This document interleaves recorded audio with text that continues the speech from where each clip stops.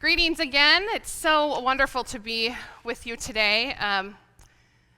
I wish I had the flexibility to come and be with you every week in this time of transition, but alas, a big part of my job is going around to other congregations and preaching there as well. So happy to be here with you today. I already know so many of you. We've done a lot in this past year of being together.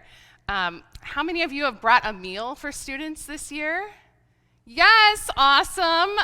Don't feel bad if you haven't. I see some face. I know life is, gets in the way, and that's okay. But thank you to all who have supported us in that way, and we very much appreciate and are just loving being here at University Lutheran for Campus Ministry and the excitement that you have for us being here in this space. It's real, it's palpable, and just so thankful to be here with you. I have a question for you. Okay, how many of you have ever been fishing? Most people, it looks like, have been fishing at some point or other. How many of you are the people who love fishing? Like you wish you could go fishing all the time? All right. Okay, yeah? It is a city congregation. We don't live in the country for a reason. So maybe you're one of those who loves fishing and just wishes you could get out there on the water or the dock or in the river as much as possible. Maybe you're one who's never been fishing at all, or maybe you're like me, you've tried it and that's okay. I remember my dad would try and take us kids fishing when we were little, and it just was not my favorite thing. I mean, it didn't help that I really hate eating fish. But it's hard in a sneaky way where you really have to get that flick of the wrist to do the cast and make sure. We had one where I had to push the button at the right time and get the cast out and have the right bait. And then you just had to sit there forever and ever and wait until the fish bit, right? Now, I know maybe for those of you who enjoy fishing, maybe that's part of what you like about it, is that time to sit and be quiet and contemplative, and that waiting is okay for you. Yeah, me, not so much. Just did not have the patience for fishing. So I couldn't help but wonder why in our gospel reading today, Peter and the disciples decide, of all things, to go fishing. Just for context, it's been about a week in the story since Jesus died and was resurrected. They've already had 2 brief encounters with him when they were holed up in that upper room still, and Jesus came and found them. So now, at this point, they've finally gotten out of the house. Good step. And where do they end up? The lake. And of course they do. They are fishermen. This is the natural place for the disciples to go.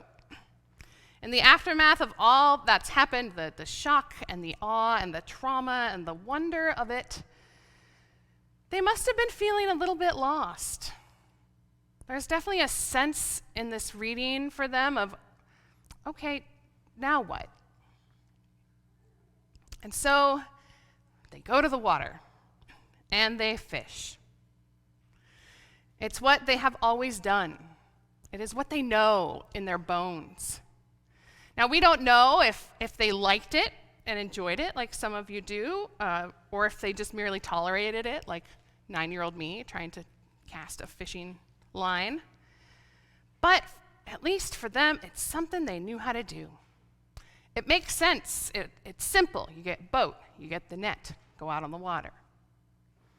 It's what they know and who they are in that time before Jesus arrived on the scene and changed their lives completely.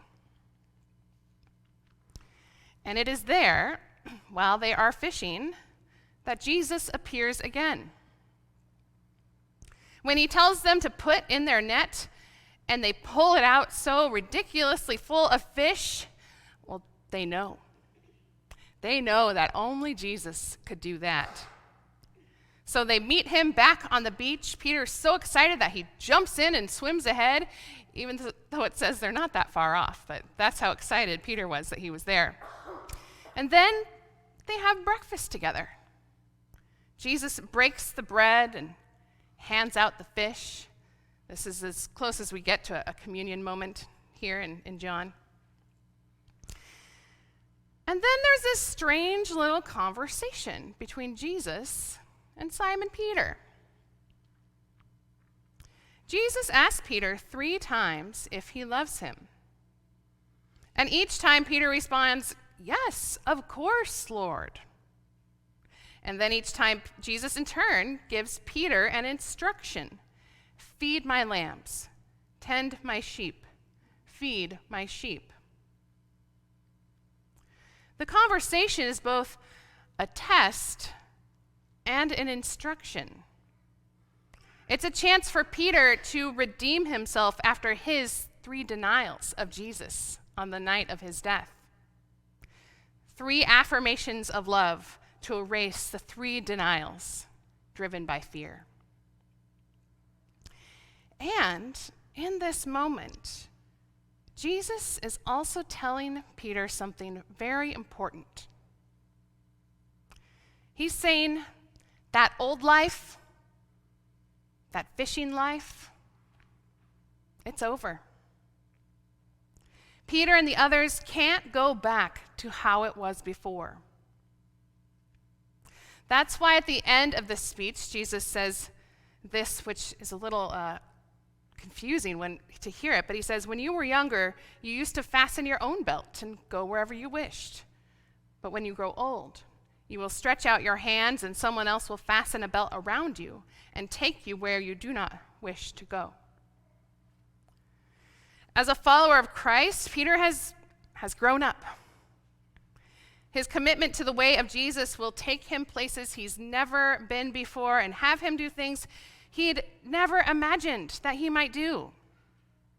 That old life, that simple life of fishing, of ups and downs with the seasons, of knowing what he's doing and doing the thing he's best at, that life is done. He can't go back. He can only go forward. His experience of the crucified and resurrected Christ demands a new life, a new purpose. We as the church, I think, are in a similar point.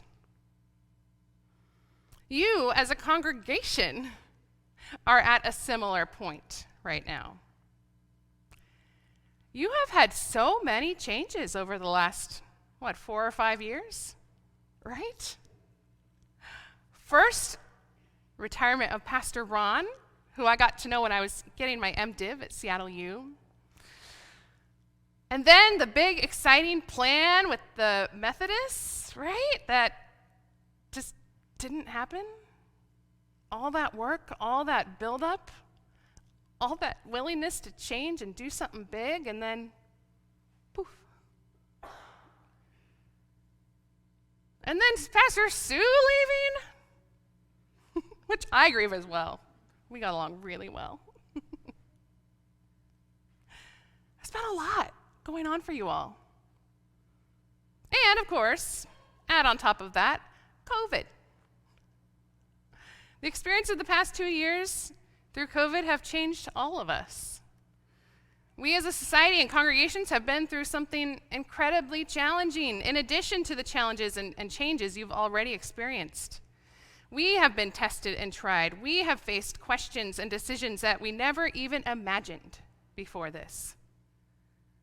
We're just trying to faithfully follow Jesus through it all, right?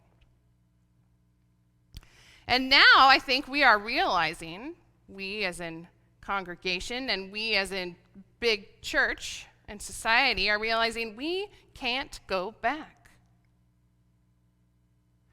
Maybe you are one of those who keeps thinking, I just want everything to be like it was before. I know I've had that thought too. I just want everything to go back to normal, when we knew what to expect and how to act and what to believe.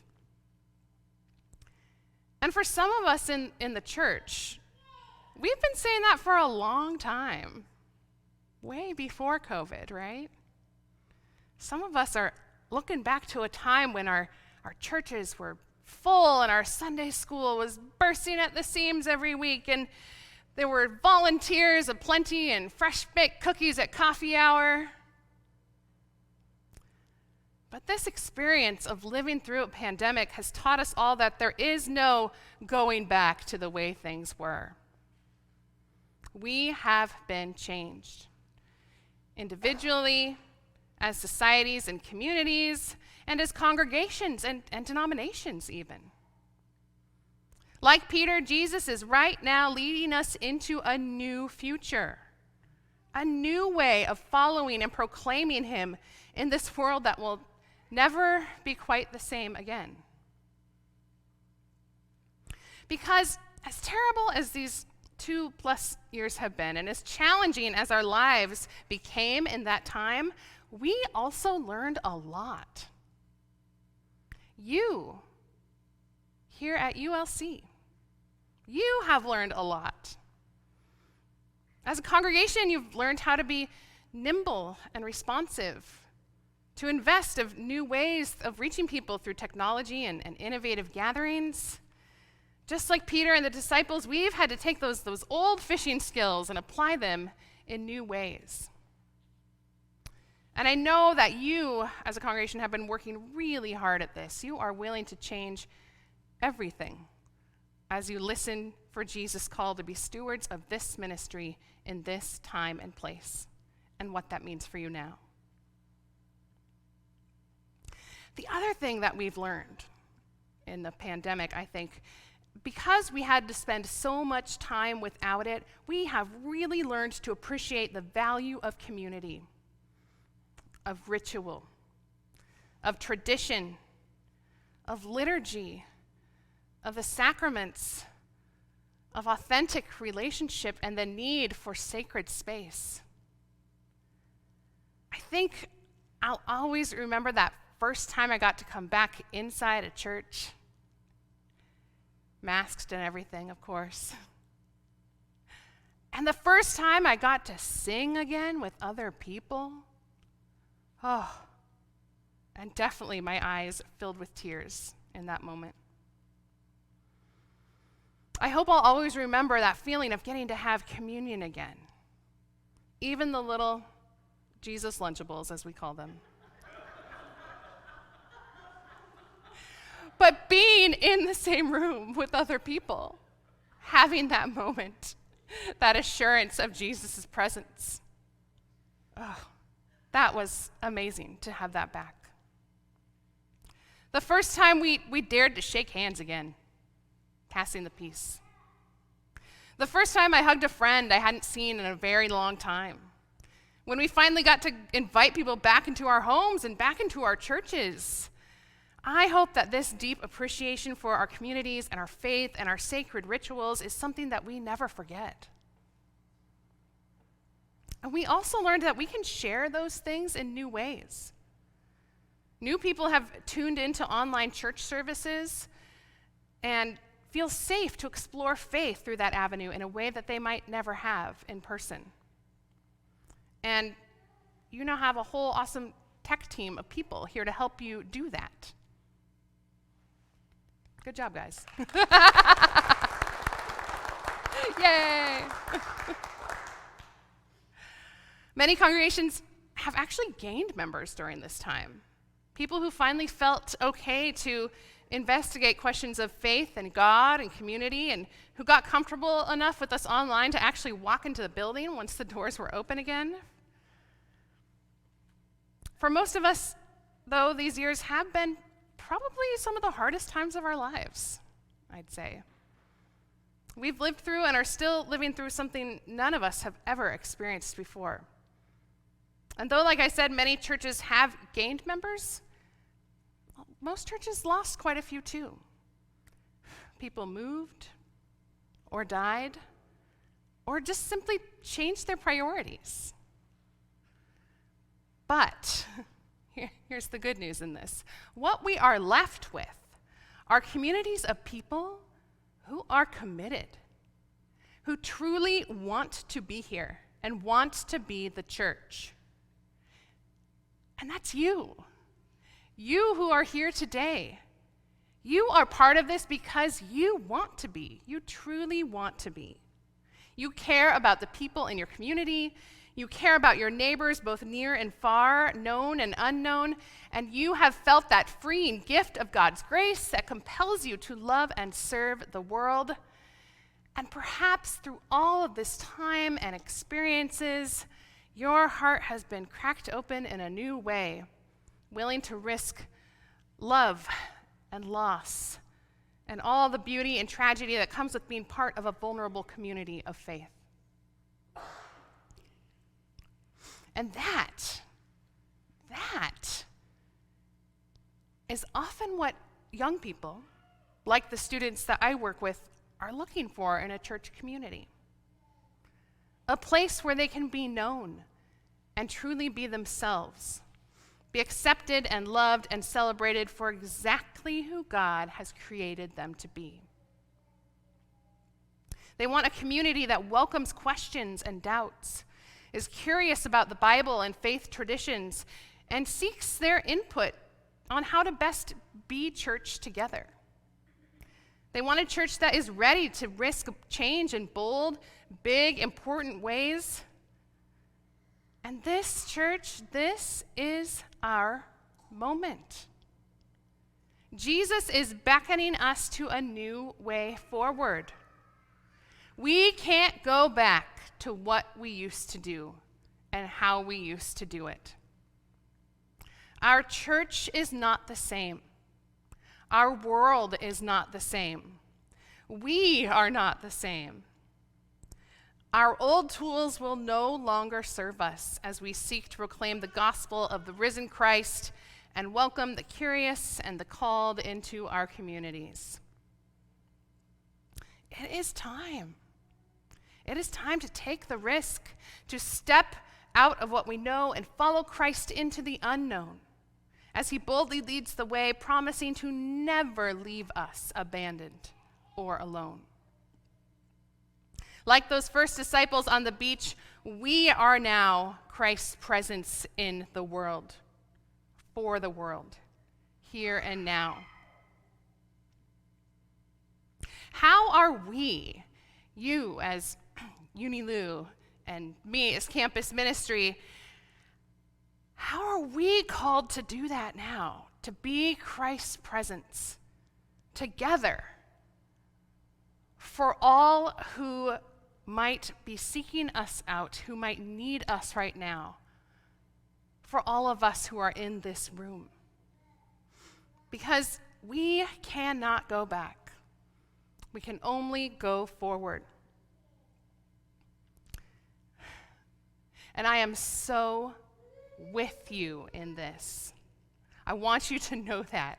I am with you in this time. The students are with you. We are here and we will be here, and we cannot wait to see what we will all do next together. And that doesn't mean waiting for the next pastor to come. That is what we do now, here and now. You are the church. Pastor's a person who just kind of organizes and helps you do that, right? You do not need a pastor to go where Christ is calling us to go right now, to be the church that God, that the neighborhood, that the students need us to be right now. We are in it together as Jesus leads the way and says, "Follow me." Thanks be to God. Amen.